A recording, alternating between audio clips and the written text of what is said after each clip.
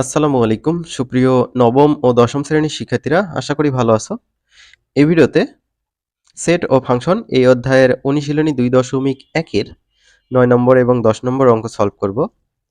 9 নম্বর অঙ্কটা আমরা পড়ব।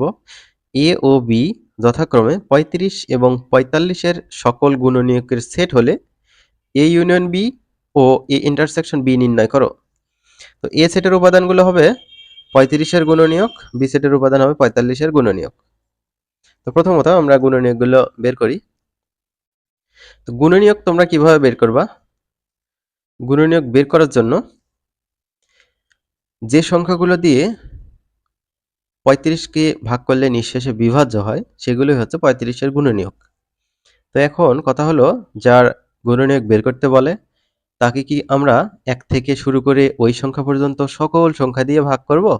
না, আমরা একটা টেকনিক শিখব।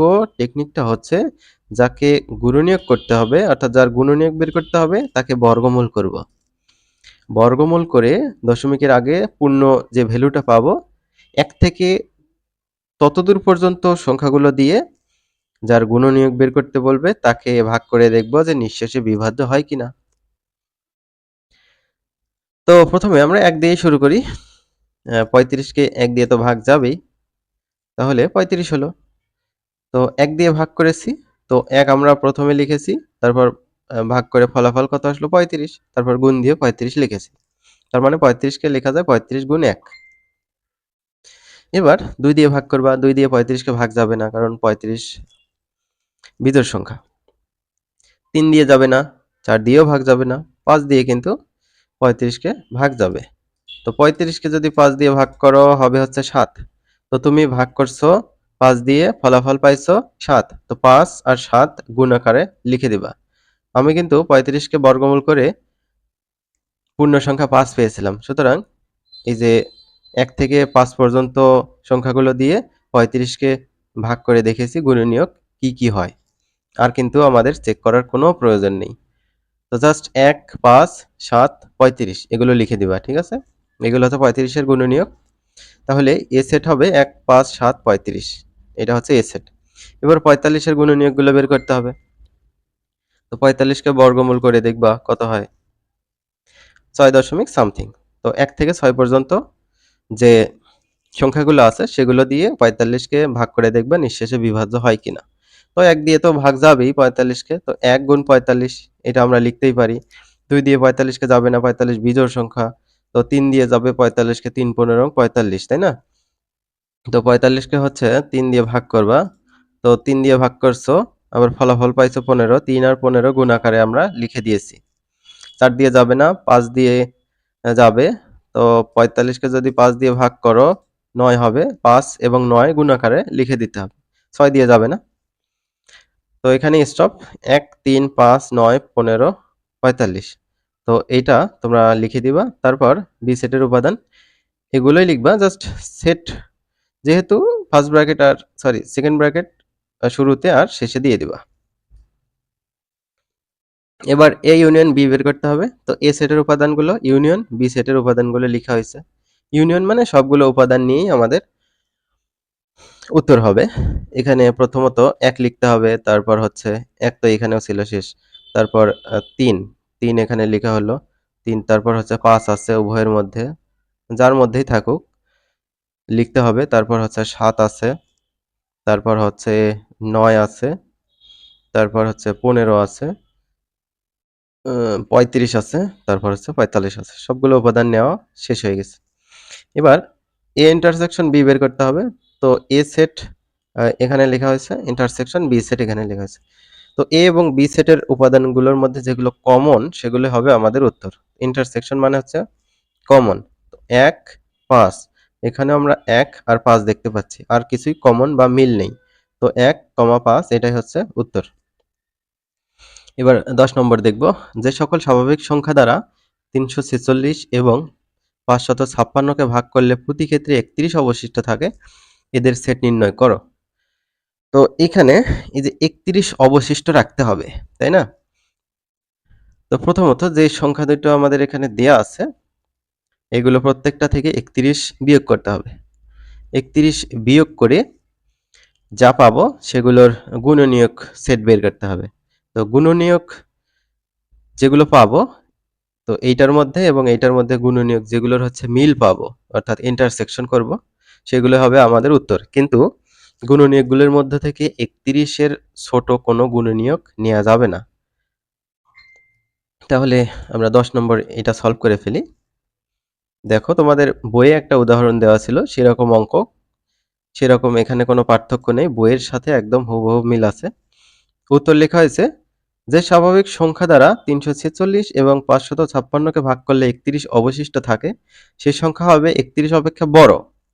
এবং এই যে 346 থেকে 31 বিয়োগ করলে 315 হবে, এইটার গুণনীয়ক। এবং এই যে 556 আছে, সেটা থেকে 31 বিয়োগ করলে 525, এটারও গুণনীয়ক। তো এই যে 315 আর 525-এর যে গুণনীয়কগুলো মিল পাবো, সেগুলোই হবে আমাদের উত্তর। অবশ্যই সেগুলো 31 অপেক্ষা বড় হতে হবে গুণনীয়কগুলো। মনে করি 31 অপেক্ষা বড় 315 এর গুণনীয়ক সেট এ। তো 315 এর গুণনীয়কগুলো আমরা এখন বের করব। তো কিভাবে করব? প্রথমত এই যে 315 এর বর্গমূলটা তোমরা করে নিবা, যে কত পর্যন্ত আমি 315কে ভাগ করে করে চেক করব। জাস্ট 1 থেকে 17 পর্যন্ত যে সংখ্যাগুলো আছে সেগুলো দিয়ে 315কে ভাগ করে করে চেক করতে হবে যে নিঃশেষে বিভাজ্য হয় কিনা। প্রথমত এই যে 315কে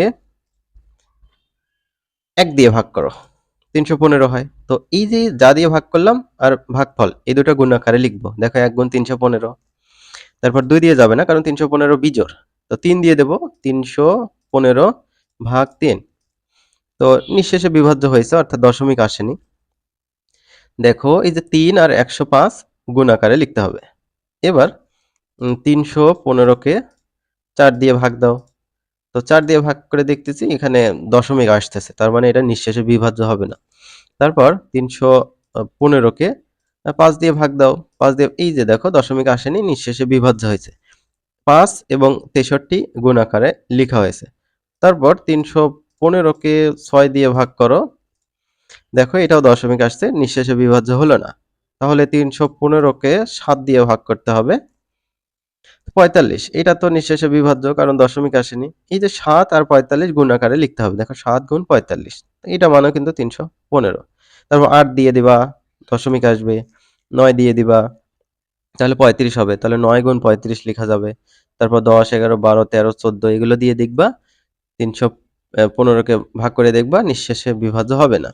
একবারে 15 দিয়ে কিন্তু এই যে 315কে ভাগ যাবে। তো 15 দিয়ে 315কে ভাগ করলে 21 হবে। তো 15 গুণ 21, আমি যে সিস্টেমে দেখালাম সেভাবে তোমরা কাজটা করবা। 1 থেকে 17 পর্যন্ত চেক করলেই হবে, ঠিক আছে?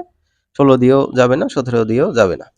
তো এ সেটের উপাদানগুলো কি হবে? আমরা কিন্তু এ সেট ধরে নিলাম। তো এভাবে সাজাবো, 1, 3, 5, 7, 9, 15, 21, 35, 45 এভাবে সাজিয়ে নেবা। তো আমরা কোনগুলো নেব?